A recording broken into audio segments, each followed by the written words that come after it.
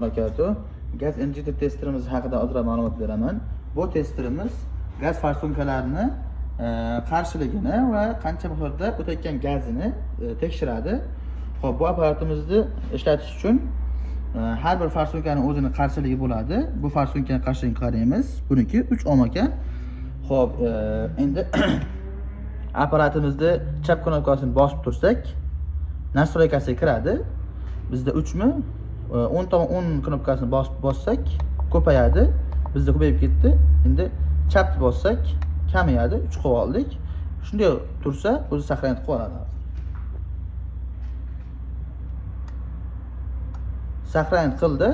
Endi chap knopkasini bossak, mana hammasi 3 turibdi. Xo'p, endi apparatimizni 10 knopkasini bossak, farsonkani miqdori qancha o'tgan gazni miqdorini o'lchaydi. Bosamiz.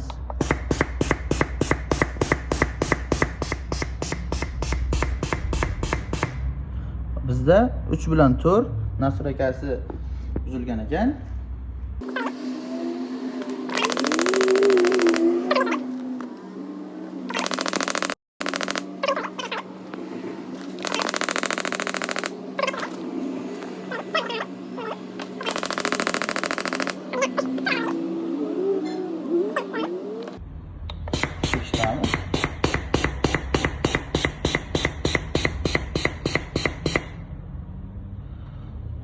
Xo'p, endi bu apparatimiz 1% kam yo ko'p o'lchashi mumkin.